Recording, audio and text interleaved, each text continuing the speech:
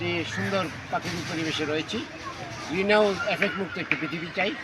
আজকে দেখেন সূর্য কিন্তু উঠে নাই, ভিটামিন ডি এর উৎস সূর্য, আকাশ কিন্তু মেঘাচ্ছন্ন, কুয়াশাচ্ছন্ন বলা যায়। আমরা জানি যে বাংলাদেশে কিন্তু এখন শীতকাল চলছে। আমাদের একটি স্মৃতিধন্য এলাকা হচ্ছে মেরুরা মৌজা, এই যে সি অফিস, সার্কেল অফিস যাকে বলা হয়, যেখানে এক সময় এই সার্কেলে আপনার এই মহকুমা লেভেলে এই সার্কেলের গুরুত্ব কিন্তু অনেক ছিল, এখনও আছে প্রশাসনিক ইউনিট হিসেবে। 1982 সালে যখন আবার এই প্রশাসনিক বিকেন্দ্রীকরণের কথা চিন্তা করা হয় বাংলাদেশে বিভিন্ন উপজেলা হয় এবং পরবর্তী ধাপে ধাপে বিভিন্নভাবে বিভিন্ন উপজেলা হয়, তখন কিন্তু এখানে আপনার উপজেলা নির্বাহী অফিসার এবং এক্সিডেন্ট সহ একটা ইউনিট কিন্তু প্রশাসনের একটা ইউনিট কিন্তু এখানে গড়ে ওঠে। বিসিএস অফিসার এবং বিসিএস নন ক্যাডার অফিসারদের সমন্বয়ে এখানে দেখেন নান্দনিক একটি পুকুর রয়েছে। এই পুকুর কিন্তু বাংলাদেশ থেকে কিন্তু আস্তে আস্তে হারিয়ে যাচ্ছে। আমরা জানি জলধার সংরক্ষণ আইন 2000 সাল রয়েছে এবং মৎস্য সংরক্ষণ আইন 2000 রয়েছে কিন্তু বাংলাদেশে। এবং আমরা দেখেছি এখানে যে একটি প্রাকৃতিক সুন্দর আবহাওয়া এবং এই যে একটি সুন্দর পরিবেশ, এখানে চতুর্পাশে কিন্তু মানুষ যারা এখনকার যে যান্ত্রিক সভ্যতার যে কুফল, এই কুফলের কারণে কিন্তু আমরা লক্ষ্য করেছি মানুষের মধ্যে ডায়াবেটিক, হার্টের প্রবলেম, কিডনি সমস্যা, রেনাল ফেলিওর যাকে বলা হয়, কার্ডিয়াক প্রবলেম, কার্ডিয়াক অ্যারেস্ট। এবং আমরা লক্ষ্য করেছি যে আপনার এই psychological disorder, mental stress, schizophrenia, সাইকোসিস, নিউরোসিস, বিভিন্ন ধরনের সমস্যা কিন্তু আমরা আমাদের এই তরুণ প্রজন্ম সহ জাঙ্ক ফুডের কারণে আমাদের শিশুরা সহ সবাই কিন্তু এই সমস্ত রোগে কম বেশি কিন্তু এখন ভুগতেছে। বিশ্ব স্বাস্থ্য সংস্থার যে জরিপ, সেই জরিপ অনুযায়ী কিন্তু বলা হচ্ছে যে বাংলাদেশ সহ উন্নয়নশীল দেশগুলিতে ফাস্ট ফুডের যে প্রভাবটা এটা কিন্তু শিশুদের উপরে এবং আমাদের যে যুব সমাজের উপরে কিন্তু পড়ছে। এর সাথে আবার রয়েছে আমাদের যুব সমাজ আপনার এই মাদক ঝুঁকিতে রয়েছে এবং বিভিন্ন ধরনের বেকারত্ব, দারিদ্রতা বাংলাদেশে কিন্তু তা রয়েছে। যাই হোক, আমরা কিন্তু খাবার দাবারের ব্যাপারে কিন্তু আমাদের ইয়ে করতে হবে, সচেতন হতে হবে। আমাদের নিরাপদ খাদ্যায়ন রয়েছে 2013 সালের, আমাদের ভুক্ত অধিকার আইন রয়েছে আপনার এই 2009 সালের। এই সার্বিক দিক বিচার বিশ্লেষণ করে আমরা দেখেছি মেরুরা মৌজায় এই যে এই এলাকাটা কিন্তু এক সময় খুব প্রমিনেন্ট ছিল, এখনও আছে। তো সেই ক্ষেত্রে ব্রাহ্মণবাড়িয়ার ইতিহাস এবং ঐতিহ্যের কিন্তু একটি শহর। অদ্বৈতমূল্য বর্মন 83টি নদীর নাম যিনি লিখেছিলেন, যাকে কিন্তু আপনার এই ঋত্বিক ঘটক চলচ্চিত্রের মাধ্যমে আন্তর্জাতিক অঙ্গনে তাকে নিয়ে গিয়েছিলেন এবং 83টি নদীর নামকে কিন্তু কল্পনা বর্ধন উনি কিন্তু আপনার বিভিন্ন ভাষায়, ইংরেজি সহ বিভিন্ন ভাষায় রূপান্তরিত করে কিন্তু সারা বাংলায় আমাদের কিন্তু পরিচিতি এনে দিয়েছে। এবং এই অদ্বৈত বর্মনের সঙ্গে গোকর্ণঘাট এবং ব্রাহ্মণবাড়ি আনন্দ সরকারি উচ্চ বিদ্যালয়ের কিন্তু একটি গভীর সম্পর্ক রয়েছে। যদিও উনি পরবর্তী পর্যায়ে কলকাতাতেও কিন্তু কাজ করেছেন, পত্রিকাতে কাজ করেছেন, মিডিয়াতে কাজ করেছেন তৎকালীন সময়।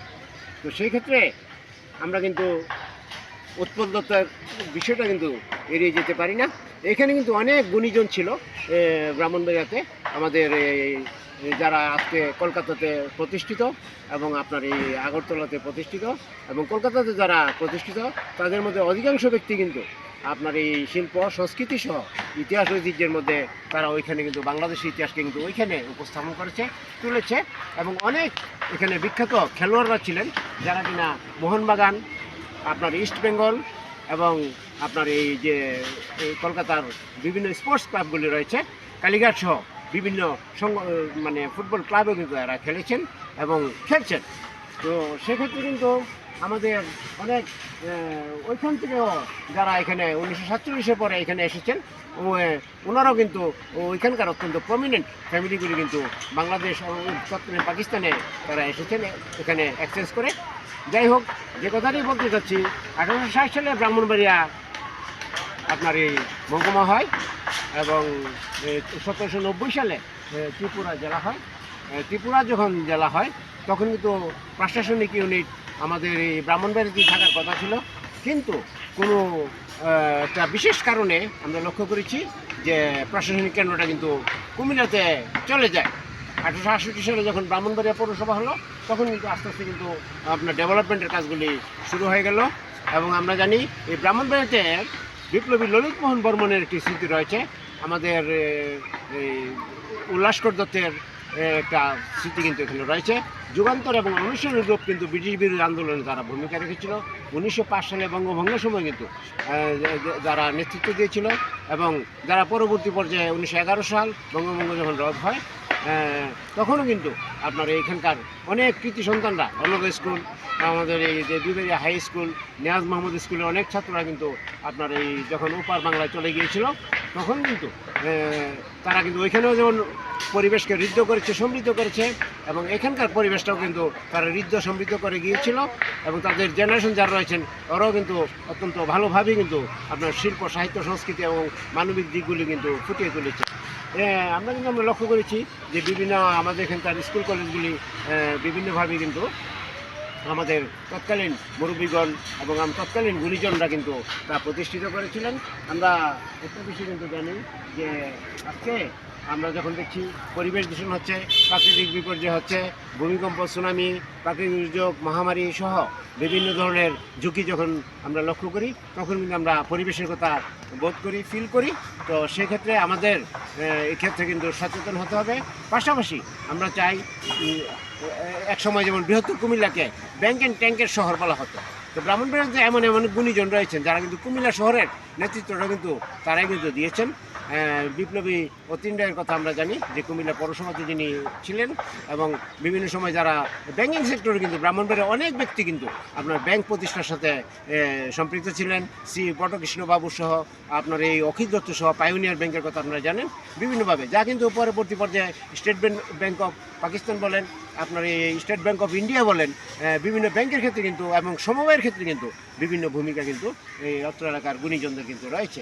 কিন্তু আজকে যে সভ্যতার যুগে আমরা যখন লক্ষ্য করছি যে সভ্যতার যাত্রাকালে পরে যান্ত্রিক সভ্যতার যাত্রাকালে পরে রোবোটিক একটা লাইফ যখন আসছে এবং মানুষ যখন অল্প সময়ই অসুস্থ হয়ে যাচ্ছে তখন কিন্তু এমন একটি নান্দনিক পরিবেশে সুন্দরভাবে যদি মানুষ হাঁটাচলা করতে পারে, প্রকৃতিতে সুন্দর এবং স্বচ্ছভাবে যদি প্রশ্বাস নিঃশ্বাস নিতে পারে, আমার মনে হয় যে এটা মানুষের জন্য মানবিক হবে, কল্যাণকর হবে। অনুরূপভাবে বোর্ডিং মাঠ যেটি রয়েছে ওটাতে যদি হাঁটার চলার একটি সুন্দর সুযোগ সুবিধা করে দেওয়া হয়, নিরাপত্তার ব্যবস্থা করা হয় এবং মেয়ে ছেলেরা যদি নিরাপত্তা বোধ করে তখন কিন্তু তারা হাঁটতে বের হবে। তারা কিন্তু ঘর হতে অনেকেই বের হতে পারে না, আর ওই রকম এই সিস্টেমও নেই কিন্তু এখন অবকাঠামোগত ত্রুটির কারণে। তো সেক্ষেত্রে আমরা আশা রাখবো এই সুন্দর পরিবেশগুলিকে বাঁচিয়ে রাখার দায়িত্ব কিন্তু আমাদের। সে আশা এবং প্রত্যাশা ব্যক্ত করে এই সুন্দর একটি অবস্থা থেকে এবং সুন্দর পরিবেশ থেকে সকলকে ধন্যবাদ জানাচ্ছি, শ্রদ্ধা জানাচ্ছি। আপনারা সবাই ভালো থাকবেন। আসসালামু আলাইকুম।